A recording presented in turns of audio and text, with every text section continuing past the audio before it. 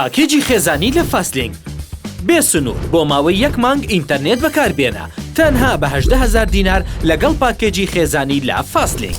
ئینتەرنێتێک بۆ خێزانەکە دابین دەکەی کە هەموو ماڵپەڕە نەشاو و خراپەکان سانسۆر کراوە. لەمەوە بەدووە پێویست ناکات چاودێری منداڵەکانتان بکەن. لەگەڵ فاستلینگ دڵنیا بن و چاودێریکردنی منداڵەکانتان بە ئێمە بسپێرن. ئێستا دەتوانن بەشداری پاکێجی خێزانی لە فاستلینگ بکەن لە ئەپلیکیشنی فاستبەی.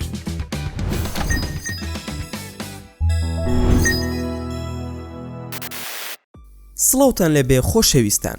لەنێو ئەو 7 ملیار کەسی کە لەسەر هەساری زەوی دەژین سەختە مرۆڤێکی وا دەگمەن بدۆزینەوە و سەرەتا وا بیر دەکەیتەوە کە بەڕاستی بوونیان نییە تا کۆتای بینەری ڤیدۆکە بن بۆ ئەوەی گەورەترین یاخود زەبەلاحترین کەسەکان بناسن کە تا ئێستا ژیاون کە لەوانەیە باوەڕ نەکەی کە ئەمانە بوونیان هەبووە.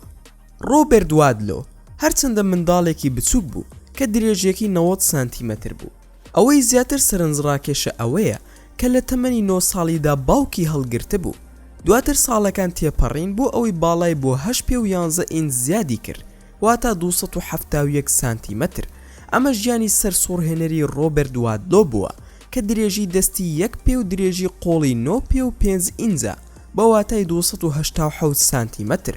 ڕۆبێرت وادلۆ لە ساڵی 1980 منداڵێکی تەواو ئاسایی لە دایک بووە و دایک و باوک و خێزانەکەی هیچ بیرۆکەیەکیان نەبووە کە کوڕەکەیان چەندە سەر سوڕهێنەر و ناوازەیە. ئەم ڕۆژ لە شارەکەی خۆی لە ویلایەتی ئیلینوی لەلایەن خەڵکی ناوچەکەەوە بە خۆشەویستیەوە مامەڵەی لەگەڵ دەکرێت و تا ئێستاش خاوەنی چەندین ژماری پێوانەی جیهانیە بەو پێی بە باڵا بەرزترین پیاوی جیهان ناسراوە و تەنانەت هەندێکش بانگەشی ئەوە دەکەن کە ئەوە ژمارەی پێوانەیە بۆ باڵا بەرزترین پیاو.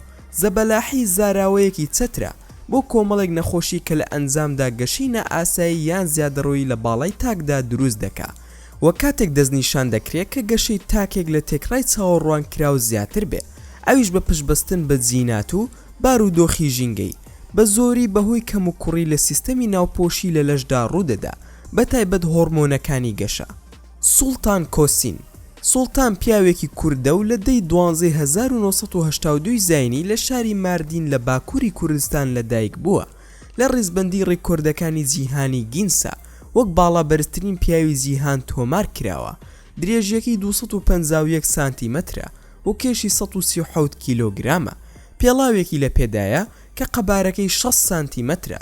سوڵتان لەدایک بووە و گەشەکردنی تا تەمەنی 10 ساڵی زۆر ئاسایی بووە تا زاناکان بوونی ئەو وەرەمەیان بۆ دەرکەوت کە بۆتە هۆی گەشەکردنی نائاسایی لە پشت چاویەوە و چەندین نەشتەرگەری بۆ ئەنجام درا بەڵام سەرکەوتوو نەبوون و درێژەکەی دەستی بە گەشەکردن کرد بە بێوەستان.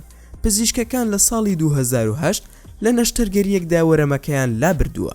سوڵتان بەهۆی گەشەکردنیەوە ناتوانێت بە ئاسایی بڕوە و پێویستی بە گۆچان هەیە بۆیە لەگەڵ دایک و باوکی و 4 خوشک و برایەکی لە باکووری کوردستان دەژی.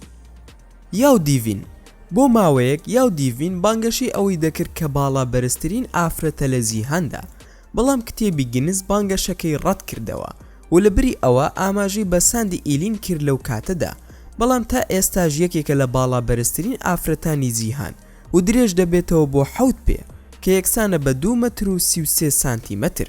بە فەرمی بووەتە باڵا بەرزترین ئافرەتی جیهان لە ساڵی 2011 بەڵام بە شێوەیەکی کارە سادبار دوای تەنها ساڵێک گیانی لە دەستدا.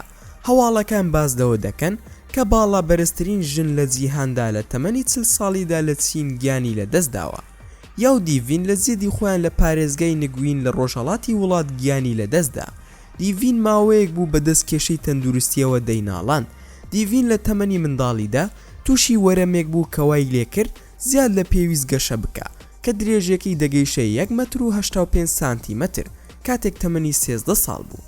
خێزانەکەی بە مەبەستی قەرەبووکردنەوەی بە داهاتێکی کەم ڕەوانەی سێرکی دەکەن و میدیاکانی چینش باز لەوە دەکەن کە باڵای لە تەمەنی گەورەبووندا گەیشتۆتە 2 مەتر و 36 سانتیمەتر لە کاتێکدا کتێبی گینس تۆماری کردووە کە درێژیەکەی نزیکەی 2 مەتر و 33 سانتیمەترە.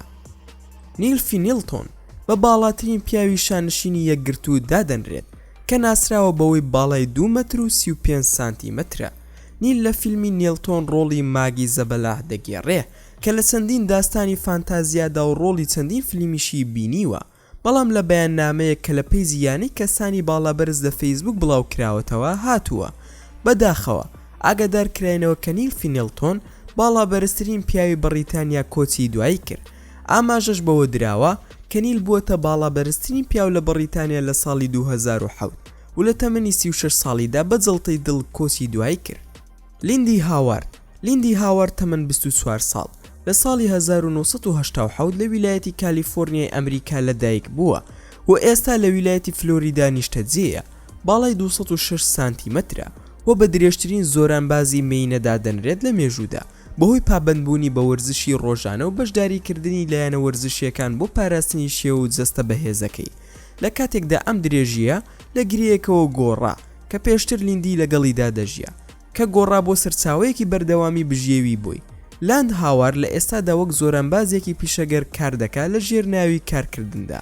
لە ساڵی 2010 WWE ویستیان گرێبەستێکی لەگەڵدا واژۆ بکەن بۆ بەشداریکردن لە نمایشەکانیان، بەڵام بە هۆکارێکی نادیار گرێبەستەکە لەلایەن فیدراسیۆنی زۆرانبازیەوە هەڵوەشێنرایەوە و هۆکارەکانشی نازانرێن. گرێیت کاڵی زۆرانبازێکی پیشەگەری ئەمریکیە و ئەکتەری بەڕەچەڵک هیندیە. گەشی زۆرانبازی ئازادی هەبووە و لە هیندستان لەدایک بووە. لەوێ لە خێزانێکی هیندۆز گەورە بووە.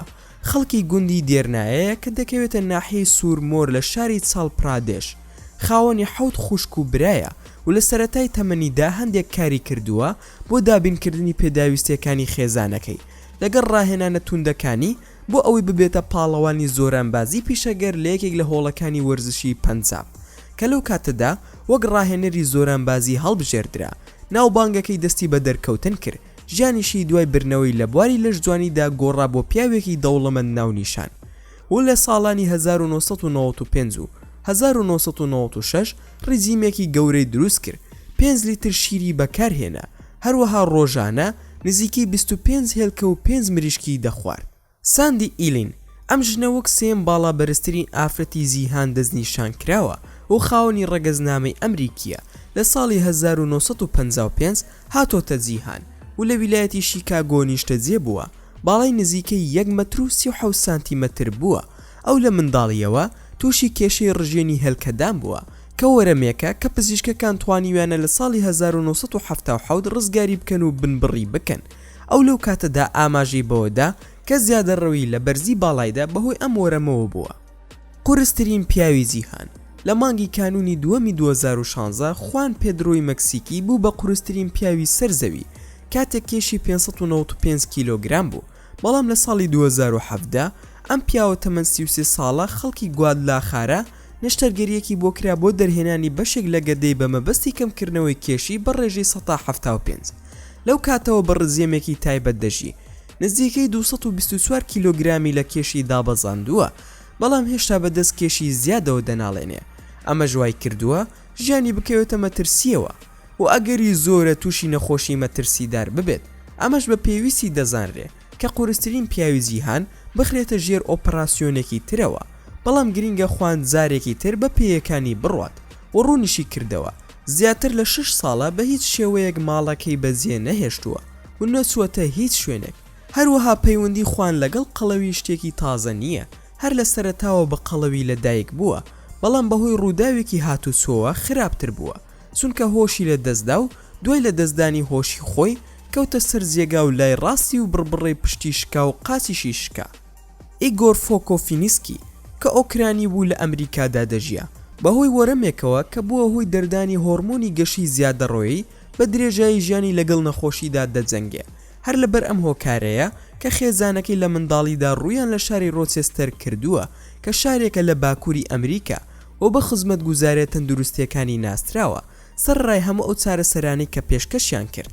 هۆرمۆنی گەشە زیادی دەکرد تا گەیشتە ئاستێکی پێوانەی لە درێژیدا کە لەلایەن نوێنەرانی کتێبی گینسەوە پەسەند کرابوو کاتێک تەمەنی 27 ساڵ بوو. هەروەها لە کاتی چاپی 2013 پێشبڕکەی یۆرۆڤیژن ئیگۆر بەرژەوەندی گۆرانی بێژەکەی گرتە ئەستۆ کە نوێنەرایەتی ئۆکرانیا بوو. هەروەها سەرنجی سەرۆکی ئەمریکا باراک ئۆبامای ڕاکێشا کاتێک کە لە ساڵی 2009 لە گردبوونەوەیەکی سیاسیدا پێشوازی لێکرا تیشێرتێکی لەبەردا بوو تیشێرتێکی لە بەردابوو کە گەورەترین لایەنگیری ئۆبامای لە جیهاندا لەسەر نووسرا بوو. ئەندریای زەبەلاح ئەندرێز ماوڤیان ئەندریای زەبەلاح زۆرانبازێکی فەڕەنسیە و لە 19 ئایاری 1946 زاینی لە شاری گریۆنۆبڵ لە باشووری ڕۆژهەڵاتی وڵاتەکەی لەدایک بووە. باوکی و چوار براکەی قەبارەیان ئاسایی بوو، بەڵام داران تێکسوونێکی هۆرمۆنیە و کاتێک ڕوودەدا کە هۆرمۆنی گەشە زیاد دەڕۆ دەبێت کە بۆ هۆی گەورەبوونی ئەندامەکانی جەستەی و جەستەی لە تەمەنی 17 ساڵیدا درێژیەکەی 2 مەتر بوو و لە هۆڵی وەرزشی لەلایەن زۆرێک لە زۆرانبازە پیشەگەرەکانەوە پێشوازی لێکرا لە ڕێگەی جەستە زەبەلاحەکەی و هەندێک لەو لێهاتوانەی کە خاوەنی بووە درکیان بەوە کردووە کە لە تەمەنی 18 ساڵیدا گرنگیەکی زۆری دەبێت. دوای ئەوەی باڵای 2 مەتر و 10 سانتیمەتر بوو ڕووی کردە قوتابخانەیەک بۆ فێرکردنی هوەری زۆرانبازی لە پاریس و بەدەستهێنانی نازناوی گەورە. لە سەرەتای بیستەکانی تەمەنیدا ئەندرێ لە ئەفریقیا و ئینگلتەرا و سکۆتلاندا و زۆربەی ئەوروپای غەیرە کۆمۆنیست زۆرانبازی کرد، بەڵام دوای ئەوە هیچ ناوبانگێکی نەدۆزیەوە. ئەندرێ ڕووی لە کەنەدا کرد و لەوێ زۆرانبازی لەگەڵ هەموو زۆرانبازەکانی تر کرد و تەنانەت هەمویانی شکست پێهێنا بۆ ئەوەی ناوبانگەکەی زیاتر بێت و بچێتە دیارترین کۆمەڵی زۆرانبازی. دوای ڕێکەوتنێک لەگەڵ ڤینس مەکماهۆن کە ناوی ئەندرێی زەبەلاحی پێبەخشی و کردی بە کەسایەتی نەدۆڕاو لە جیهانی زۆرانبازیدا، دەنگە زۆر قوڵەکی و لێهاتووی وەرزشی لەگەڵ قەبارەکەیدا وای لێکرد ببێتە کاندیدی ئایدیال بۆ ژیانی زۆرانبازی پیشەگەر.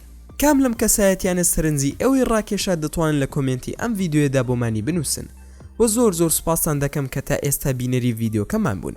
ئەگەر ڤیددیۆکەتان بەدڵ بوو ئەوە هەر ئێستا لایکی ئەم ڤیددیۆمان بۆ بکەن و هەروەها شێریشی بکەن لەگەڵ هاوڕێکانتاندا و لە بیرشتان نەچێت ئەگەر ئەتانەوێت هەمیشە بابەتی ناوازە لە کەناڵەکەی ئێمە ببینن ئەوە هەر ئێستا سەبسکرایبی کەناڵەکەمان بکەن و زەنگۆڵی تەنیشتی سەبسکرایبەکەش چالاک بکەن و لە بیرشتان نەچێت ئەگەر هەر ڕخنە و پێشنیارێکتان بۆ کەناڵەکەی ئێمە هەیە دەتوانن لە کۆمنتی ئەم ڤیددیۆدا بۆمانی بنووسن و دووبارە و سێبارە سوپاسان دەکەم بۆ تەماشاکردنی ڤیددیۆکەمان تا ڤیددیۆیەکی تر و تا کاتێکی تر هەر شاد و بەختەوەر بن و خواتان لەگەڵ بێت و ئامانەتی خودا بن.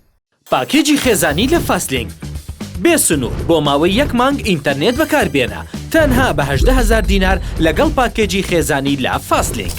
ئینتەرنێتێک بۆ خێزانەکە دابین دەکەی کە هەموو ماڵپەڕە نەشا و خراپەکان سانسۆر کراوە. لەمەوە بەدووە پێویست ناکات چاودێری منداڵەکانتان بکەن. لەگەڵ فاستلینگ دڵنیابن و چاودێریکردنی منداڵەکانتان بە ئێمە بسپێرن. ئێستا دەتوانن بەشداری پاکێجی خێزانی لە فاستلینگ بکەن لە ئەپلیکیشنی فاستبەی.